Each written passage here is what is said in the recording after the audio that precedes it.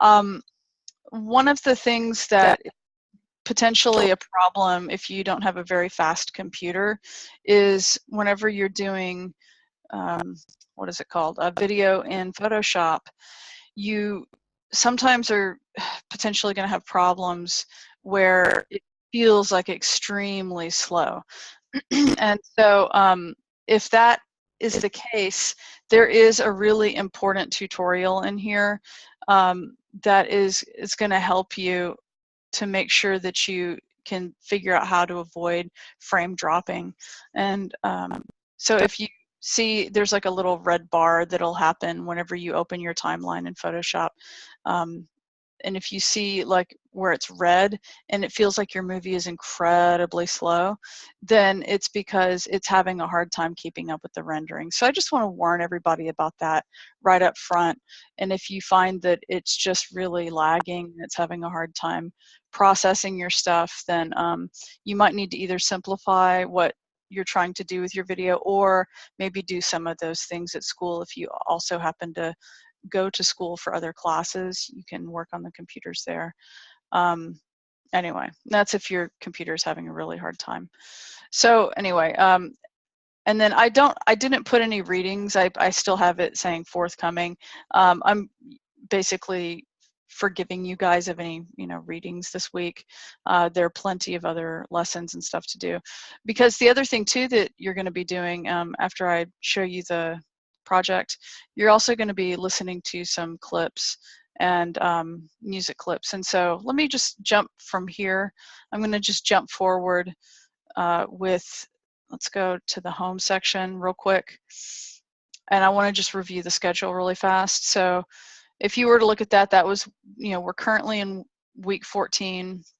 All right, so we've got 15, 16, 17. That's 3 weeks after this week is concluded that you have full weeks. And then during final exam week, that is whenever your stuff is ultimately due. So if you count final exam week as a functional work week, then you still have 4 weeks after this week.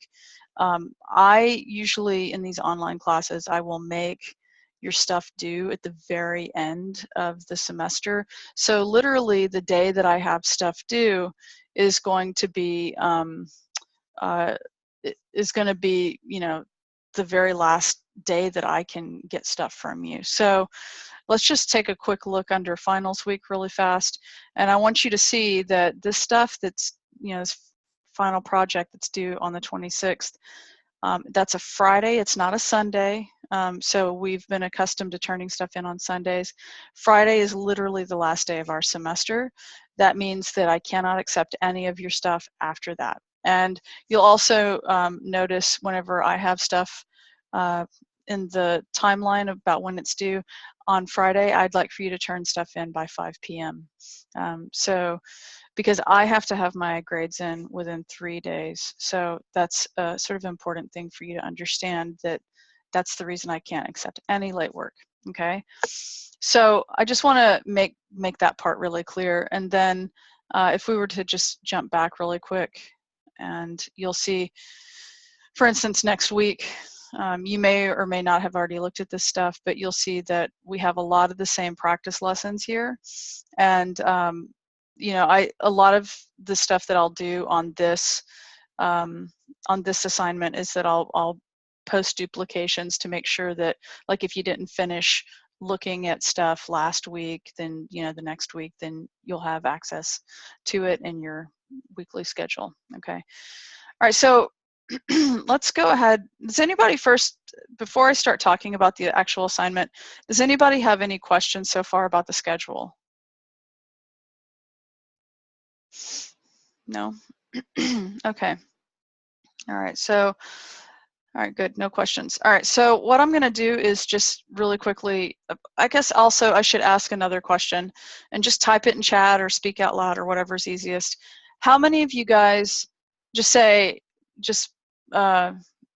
me, all right, if you're one of the people, right, and this is fine. How many of you guys have not gone over the assignment at all so far? Okay, all right, so good. We have, I mean, not good, but we have at least one person. How many other people, is there anybody else who hasn't looked at the assignment yet? No? Okay. All right. So I am going to, based on that, all right, given that there, I think, are 5 people in the session right now, Ashley, I'm going to still go over this, but I'll probably kind of um, go over it quickly-ish, right? Since there is that, I showed you where that video is in the current week and also in the next week for you to watch, right? So, but anyway, the basic part of this, right, is that you're going to be using Photoshop to produce some sort of video, and the video is going to be 2 to 3 minutes. So it doesn't have to be any longer than 2 minutes. So if you want to make it right at 2 minutes, like, it's not like, you know, I'm going to take off points or anything because you made it a little bit shorter.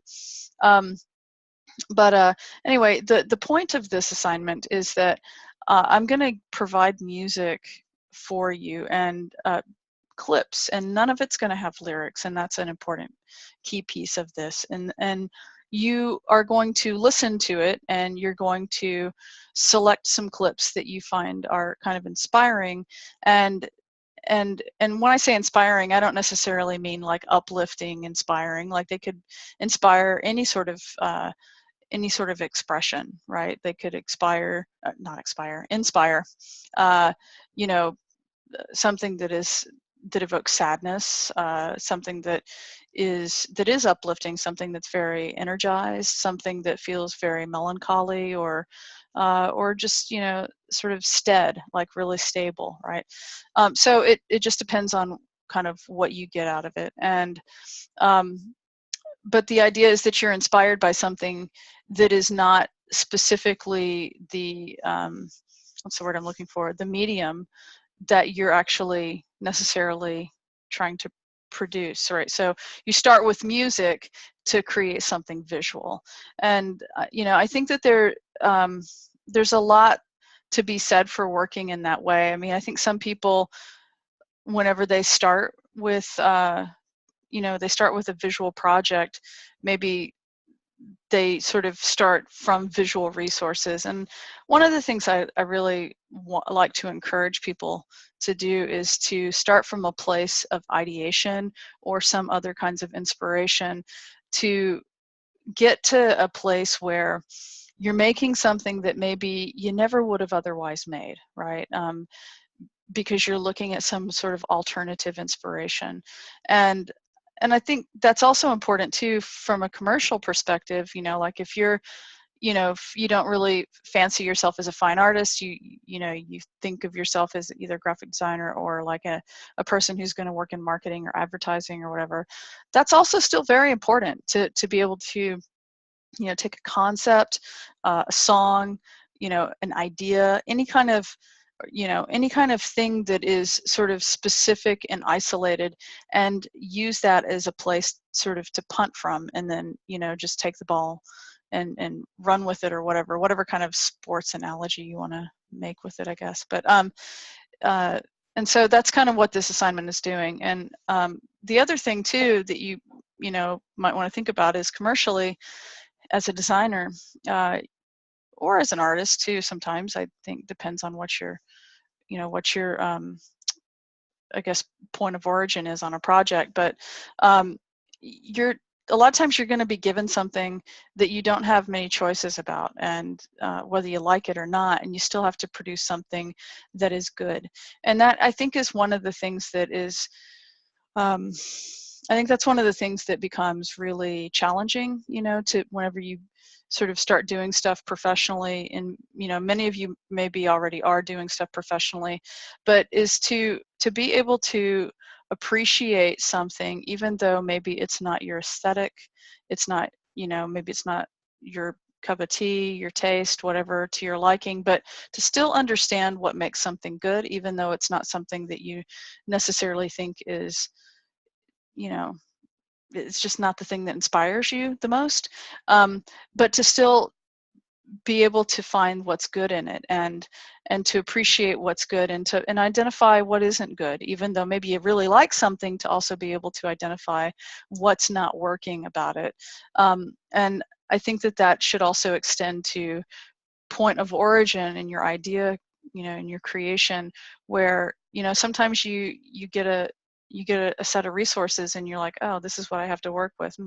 Okay, and then you have to just sort of figure out how to make that wonderful. And so that's, I think part of, a lot of what I'm saying might seem like common sense to a lot of people, but it's also, I'm saying it because there's some people in the class who sort of really, they sort of feel like this is too much of a challenge. Like, why should I have to use something that I don't want to use, right? Well, that's just the way sometimes it is, right? I guess so. So hopefully that makes sense. But basically, you're going to be creating a video that is inspired by this set of music. And so that's kind of what I've talked about here. And then in terms of finding footage, right, obviously this is not a video class. I don't pretend that it's a video class in the same way that our web assignment, I didn't pretend that you guys were web designers, right? So, but, you know, so I don't expect that you're going to go out and shoot all your own video. That being said, I'm okay if you do. Like, that's fine with me if you do want to use your own content. And, you know, a lot of people have smartphones with amazing cameras, and, you know, and now it's easier now to get stuff off your camera than it used to be, you know, and, you know, SD cards, most cameras don't support SD cards anymore unless you have an older, like an older phone. I shouldn't say cameras, most phones don't support SD cards anymore. The newer ones don't.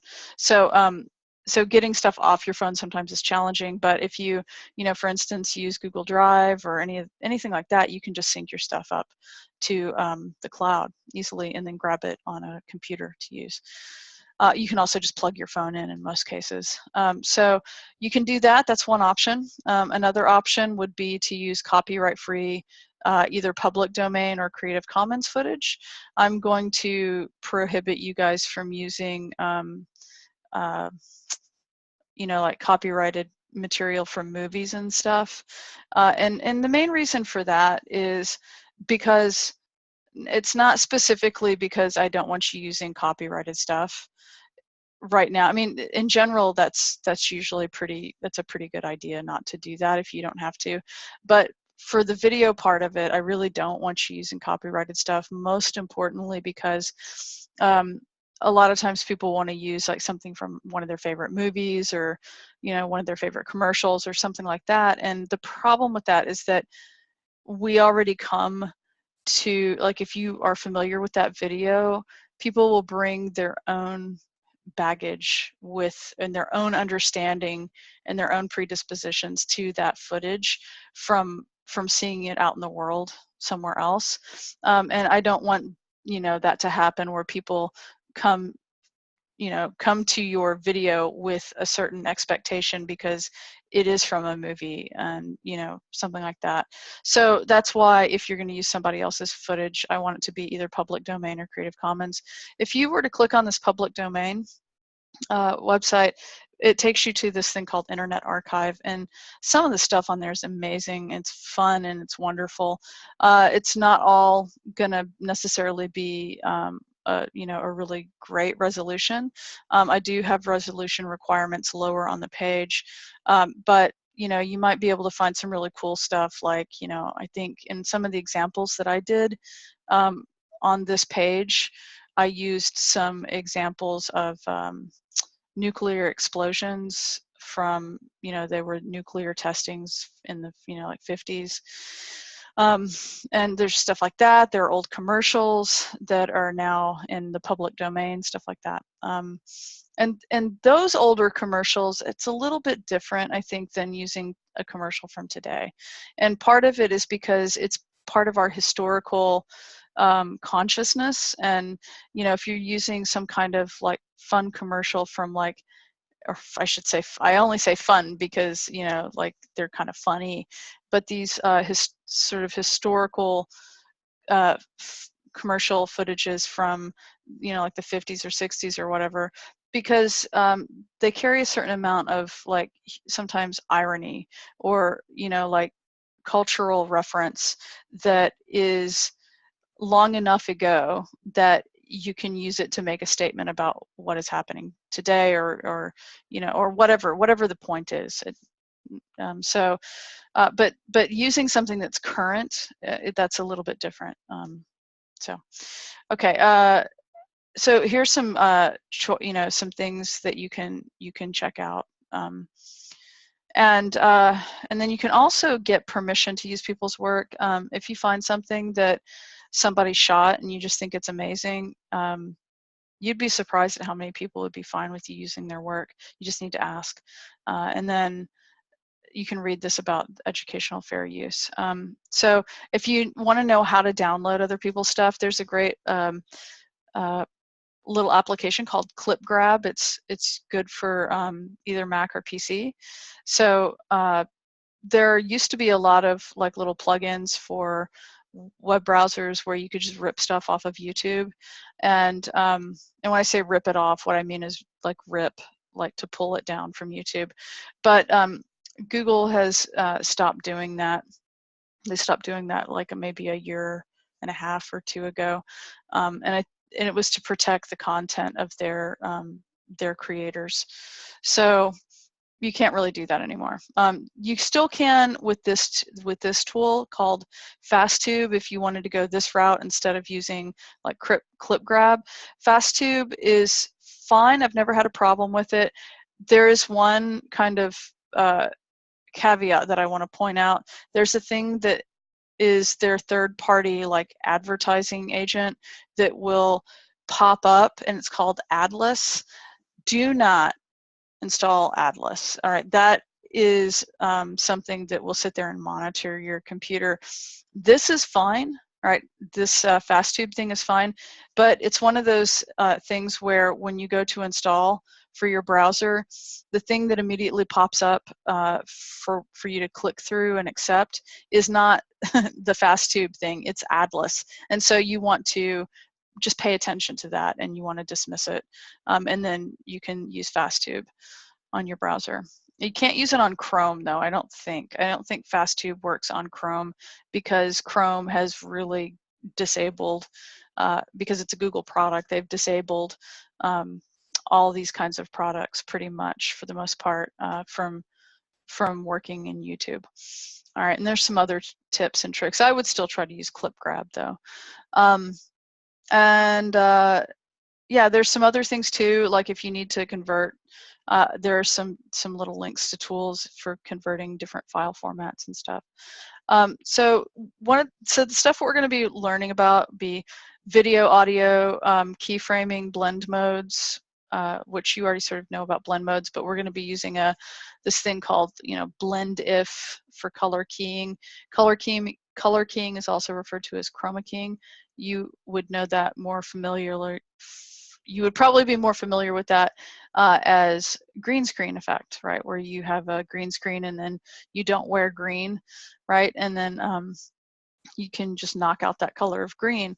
Well, Photoshop doesn't have chroma keying. It doesn't have a color keying like green screen effect. So there's a thing that I show you how to do that actually uses an effect, and it will allow you to find a range of colors to start to knock out using this thing called blend if. It's like a conditional if thing, and I show you how to do that in a video.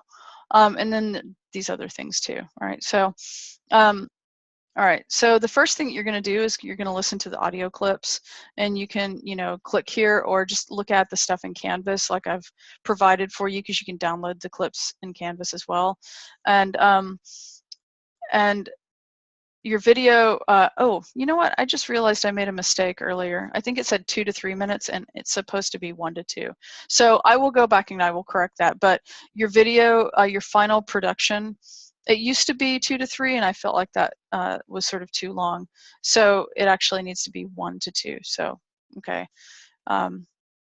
So I'll correct that at the top of the page. This officially says that the minimum amount of time that your video has to be is 1 minute. All right, up to 2 minutes. All right, and then you can use multiple clips to overlay, and you can see in some of the former student work like how that works for people who did do overlays, and I'll kind of go over some examples too. And here's the thing about video though, that I don't know how well it'll translate in this video session, because we're doing this, you know, synchronously online. I don't know how fast the video will refresh on your end, but you guys will see where to find it if you want to look at it on your own too. And anyway, and so I've got these other tips that I would like for you to read about ways to think of you know, being inspired by it, how you can use it, and so on. And then here's some other examples. If you wanted to look at this like from a marketing perspective, if you don't want to do this as a more sort of fine art exploration, you can also look at some examples like excuse me, like iTunes commercials, like, you know, Fragrance Financial, illustrated, animated. There's a really cool Honda Flipbook commercial. It's a lot more complex, but it could give you some inspiration. And anyway, and then also there's sort of like, if you're like an animator or you're an illustrator, I'm thinking specifically of one person in the class too, who is an illustrator. You might also look at, you know, maybe of doing this as sort of like an animation, like low stakes animation, and I show you some different examples. And then, you know, collecting resources, you know, the final thing needs to be the minimum high definition. So 720, this is referred to as 720p. If you see something that is 1280 pixels by 720 pixels, it's referred to as 720p. So that's what your final resolution needs to be. Don't give me anything that's like vertical, right? So no camera shots that you walked around with, you know, and well, where's my phone? Hold on. Here's my phone. So don't shoot with your phone, you know, in this orientation. If you're going to take your own stuff, make sure that you're shooting landscape, okay? Okay, and then I did some examples, you know, before I'd ever assigned this assignment. I always feel like it's important that I do an example of my own projects before I give them to you. I think that's only fair. And so, and I try to do them in a way that I feel is, you know, like not overly persnickety, so that it can kind of simulate a real experience for a student. So a couple of different examples that I had done. This is one of them, and you can really see the difference of the approach between this and, say, this one down here. I'll just sort of play it, and okay, I might have to turn this down a little bit. So this is like where it's just a still frame. Let me turn this down. I don't know if you can actually hear what's in my ears. I don't think you can, but basically what's happening is, in fact, I'm just going to hit mute. What's happening is we've got a still image where some things were masked out, and then movies, you see there's like a movie of clouds moving in the background. This is a still airplane. It was just a still photograph that's being animated across the screen. And it's just all these weird little things are happening. And these books, you see, there are videos playing inside of the books, and you can kind of see that they're masked off, and they're shaped to the shape of the books. And this book on the right has a video playing on the left page and a separate video playing on the right page. And anyway, and the audio that's going on in the background is about, it's actually part of one of the videos, but it's about nuclear testing. And so there's this juxtaposition, right, of this underwater oceanic nuclear testing, you know, next to these children jumping into a swimming pool and stuff. It's just whatever, I don't know. And then, you know, there's like this little fly, and you'll see an example in my tutorial of how to color key stuff out. This fly was on a background, and it was much, much bigger. And but basically this little fly is color keyed out, and I had it crawling around, and, you know, it morphed in shape. And then this is another video that's using a blend if mode, and that's why you don't see a lot of the background, but it looks like it's literally exploding out of the book, right? So there are a lot of these strange little things that are going on in this otherwise still environment, okay? That is juxtaposed with this one, which is 2 longer videos that have, and you probably can't hear the audio, but it has one audio clip. It's, I think, John Cage or something like that. experimental music. And it starts off this way, and basically what we have is in the background we have clouds moving. That's one video, and then behind that we also have a video of I think it's a cyclist riding a bicycle on a long tour, like a, not Tour de France, but it's something like that. And then this ink blot is literally exactly what it is. It's an ink blot falling into water. And so that, because it's so well masked, it's so literally black and white, it makes a really good way for you to use a blend mode, so that the black becomes this basically like the canvas on which the other video shows through and starts to play, right? And then that's pretty much what the whole thing is, but the music shifts over to this sort of, you know, this like house music, like drum and bass stuff. And then let me see if I can skip through a little bit. And then it just like gradually changes, and then there's some places that make changes with the music in a way that they actually follow the audio timeline. Now, one of the problems, see, like that's an example where it hits with the drums. I don't know if you could hear it or not, but the point is that, I guess, let me turn this down. The point is that, I guess, you know, it's, this one's sort of more like a journey. And then you can also see this is a blend if mode where we're driving through a tunnel, but then it's open on the sides, and then it starts to do this thing where you start to see the clouds mapping to this roadway. So it's like somebody's riding on the sky, kind of. And so you can play around with doing a lot of really interesting things in Photoshop that, and quite honestly, are sometimes harder to do in a program like Premiere. But the one problem that you might have in Photoshop is that Photoshop does not show you an audio waveform. Audio waveform is like when you see the spikes of the sound. And that's one of the things that makes it a little bit harder to set up, you know, like timing and stuff. So you kind of have to play with that. Especially if you're on a slow computer and your processor is a little bit slow. But there have been times, like in the video classes that I've taught, where some of the stuff, you know, is just too hard to do in Premiere, what somebody wants to do with animation. And I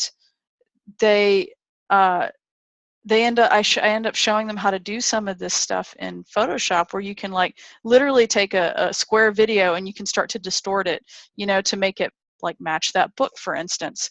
And you can really start to mess around with it so that it does some really interesting stuff, and you can mask out parts of videos. And anyway, and you can also do like a lot of animation, because you can, as you saw in the second assignment, you can animate your layers so that you can actually make your drawings take shape and motion and stuff like that. So and then this is the Photoshop blend if thing, if you want to look at that too. That was the one where I was talking about chroma keying and so on. Anyway, and so this is the rest of it. And then if you wanted to look at some student work, down at the bottom, there's an example page on my Vimeo account, and you can take a look and see what some other people had done with this assignment, I think, to help you get a sense. And one of the things that you will notice is that a lot of them are, they feel a little bit longer, and that's one of the reasons that I shortened it, was so that you could make something that was a little bit more concise. So that's the overview of the assignment. Does anybody have any questions about any part of that?